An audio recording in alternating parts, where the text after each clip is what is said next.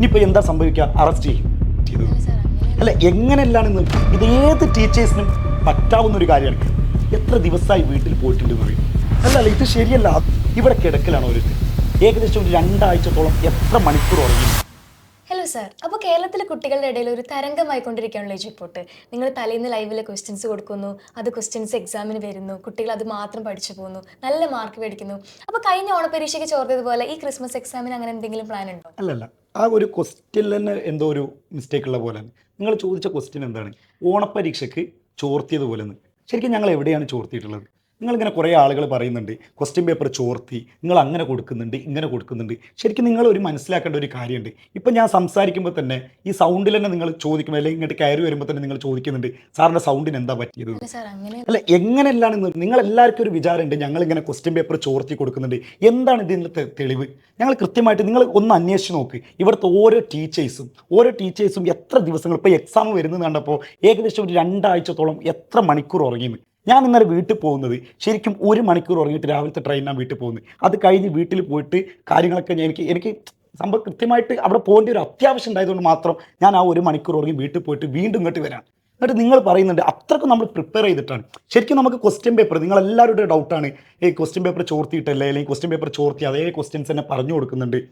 ഞാൻ മനസ്സിലാക്കുന്നത്, അല്ലെങ്കിൽ നിങ്ങൾ അങ്ങനെ ഒരു തെറ്റിദ്ധാരണ ഉണ്ടെങ്കിൽ, നിങ്ങളിങ്ങനെ ക്വസ്റ്റ്യൻ പേപ്പർ ചോർത്തിയെന്ന് പ്രത്യേകം എടുത്ത് പറഞ്ഞുകൊണ്ടാണ് ഞാൻ പറയുന്നത്. നിങ്ങൾക്ക് അങ്ങനെ ഒരു തെറ്റിദ്ധാരണ ഉണ്ടെങ്കിൽ ഞാൻ പറയുകയാണ്, ഇത് ഏത് ടീച്ചേഴ്സിനും പറ്റാവുന്ന ഒരു കാര്യമാണ്. ഒരു 7 വർഷത്തെ അല്ലെങ്കിൽ ഒരു 5 വർഷത്തെ, മിനിമം ഒരു 5 വർഷത്തെ ക്വസ്റ്റ്യൻ പേപ്പറെങ്കിലും എടുത്തു നോക്കി, പ്രീവിയസ് ഇയർത്തെ ക്വസ്റ്റ്യൻ പേപ്പർ എടുത്തു നോക്കി നിങ്ങളിങ്ങനെ ചെയ്ത് അതിന് എത്രത്തോളം ചാൻസുകൾ ഉണ്ട് എന്ന് കൃത്യമായിട്ട് നോക്കിക്കഴിഞ്ഞാൽ നമുക്ക് കുട്ടികൾക്ക് പറഞ്ഞു കൊടുക്കാവുന്നതുള്ളൂ. അതിന് വേണ്ട ഒരു കാര്യം എന്ന് പറഞ്ഞു കഴിഞ്ഞാൽ ചിലപ്പം ഈ കുടുംബത്തോടൊപ്പം, ഇപ്പം ഞാൻ ശരിക്കും പറഞ്ഞു കഴിഞ്ഞാൽ എൻ്റെ ഒരു അവസ്ഥ മാത്രമല്ല, എജുപോർട്ടിലുള്ള ഓരോ ടീച്ചേഴ്സും എത്ര ദിവസമായി വീട്ടിൽ പോയിട്ടുണ്ടെന്ന് അറിയും.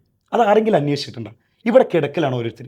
അതിന് കൃത്യമായിട്ടുള്ള ഇന്ന സ്ഥലത്ത് ബെഡിൽ കിടക്കണം, അല്ലെങ്കിൽ ഇവിടെ കിടക്കണം, അങ്ങനെയൊന്നുമില്ല. ചിലർ ചെയ്ത് ഉറങ്ങിപ്പോയിട്ട് മറ്റുള്ള ഒരാൾ തട്ടി ഉണർത്തുമ്പോഴാണ് ചിലർ എണീറ്റ് പോകുന്നത്. നിങ്ങൾ അങ്ങനെ മനസ്സിലാക്കുക. നിങ്ങളിങ്ങനെ ക്വസ്റ്റ്യൻ പേപ്പർ ചോർത്തി ഇതെല്ലാവരും കൊണ്ട് ചെയ്യുന്നത് എന്തിന്? നിങ്ങൾക്ക് വരെ ഒരു 7 വർഷത്തെ ക്വസ്റ്റ്യൻ പേപ്പർ എടുത്ത് നോക്കിക്കഴിഞ്ഞാൽ 1 വേഡ് ഏതാണ് വരിക, 2 മാർക്കിന് ഏതാണ് വരിക, എസ് എ ക്വസ്റ്റ്യൻ ഏതാണ് വരിക, നിങ്ങൾ കൃത്യമായിട്ട് പറയാൻ കഴിയും. പിന്നെ നിങ്ങൾ ഈ ക്വസ്റ്റ്യൻ പേപ്പർ ചോർത്തി എന്ന് പറയും. ഇനിയിപ്പോൾ നിങ്ങൾ അങ്ങനെ തന്നെ വിശ്വസിച്ചു, നിങ്ങൾ അങ്ങനെ തന്നെ വിശ്വസിച്ച് എന്നാൽ ക്വസ്റ്റ്യൻ പേപ്പർ ചോർത്തി എന്ന് തന്നെ വിചാരിക്കട്ടെ. ഇനിയിപ്പോൾ എന്താ സംഭവിക്കുക? അറസ്റ്റ് ചെയ്യും. ക്വസ്റ്റ്യൻ പേപ്പർ ചോർത്തി എന്ന് പറഞ്ഞാൽ തെളിവുണ്ടെങ്കിൽ അറസ്റ്റ് ചെയ്യും. അങ്ങനെ എന്തെങ്കിലും തെളിയിക്കാണ്ട് ഞാൻ ആണയിട്ട് പറയുകയാണ്, അങ്ങനെ തെളിയിക്കാൻ കഴിയില്ല. കാരണം ഞങ്ങൾ അങ്ങനെ ക്വസ്റ്റ്യൻ പേപ്പർ ചോർത്തേണ്ട ഒരാവശ്യമില്ല. ഏത് ആൾക്ക് വേണമെങ്കിലും ഞങ്ങൾ കൃത്യമായിട്ട് 7 വർഷത്തെ ക്വസ്റ്റ്യൻ പേപ്പർ മുന്നിൽ വെച്ചിട്ട് ഞങ്ങളെ വെല്ലുവിളിക്കുകയാണ്. ഈ കാര്യത്തിൽ ഞങ്ങൾ പറഞ്ഞുതരാം, ഈ ക്വസ്റ്റ്യൻസേ വരുള്ളൂ.